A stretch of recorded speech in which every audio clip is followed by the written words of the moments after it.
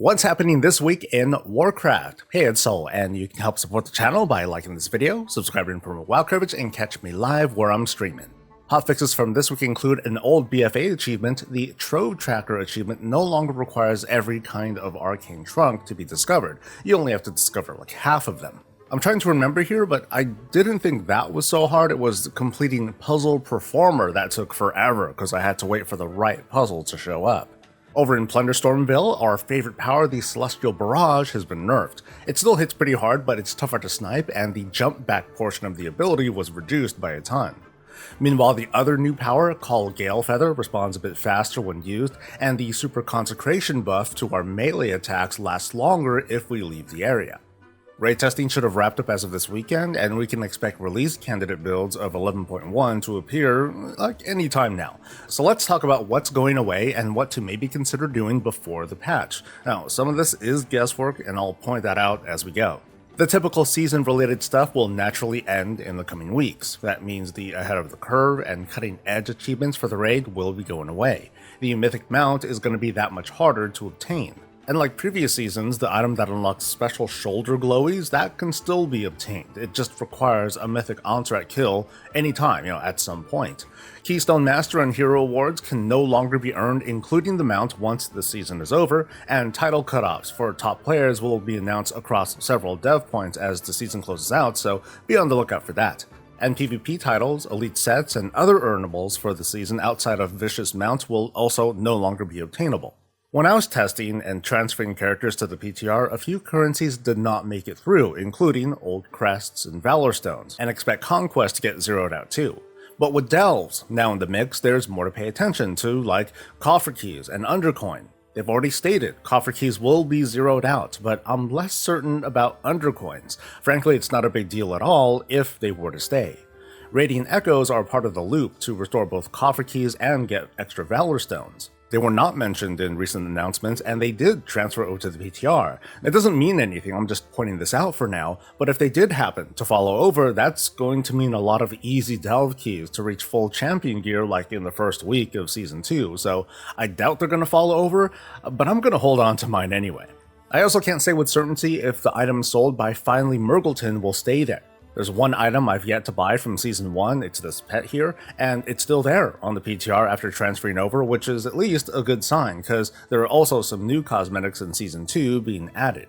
And other items like extra delve keys and veteran track gear, those are still managed by the delve season track, so amassing Undercoin is only going to be, so effective. It is probably a good idea though to purchase all the parts for the Delver's Dirigible. I did happen to buy everything already and can't confirm if this follows through to the new season, so better safe than sorry. My advice for now, at least, is to blow the bountiful keys for some easy Undercoin and then wait for an announcement, and I'll let you folks know if there are any developments. And there are a few achievements specific to this delve season. The High Explorer title, that seems to be following over. Meanwhile, the Zetvir achievements, which include titles and the Void version of the Dirigible Mount, they say it requires completion before Season 2.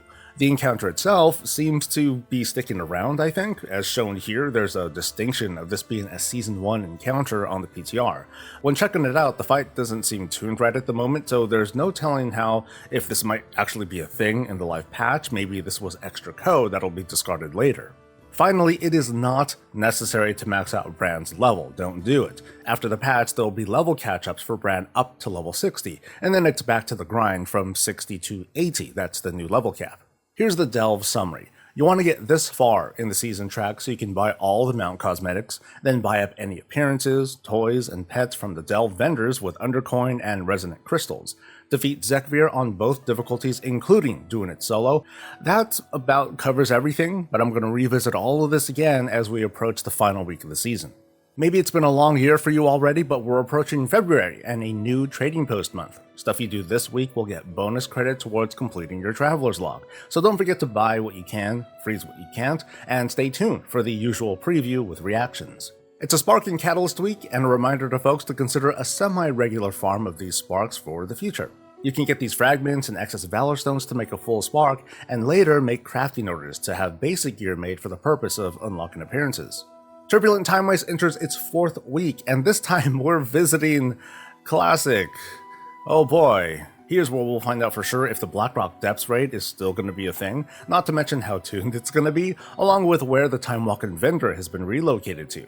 Just a guess, but I'm going to think our capital city. It's still easy gear though, 5 dungeons for hero gear with this special event, and more credit towards the timely Busby mount with only a week's worth of credit to go.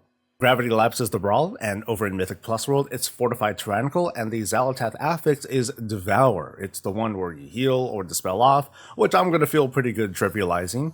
And for my journey, I'll be doing keys one more time this week, I think, so I can get 6 more score. Wow, how nice, right? But at least I'll have experienced all 4 of the affixes, and then I'll have cred, right?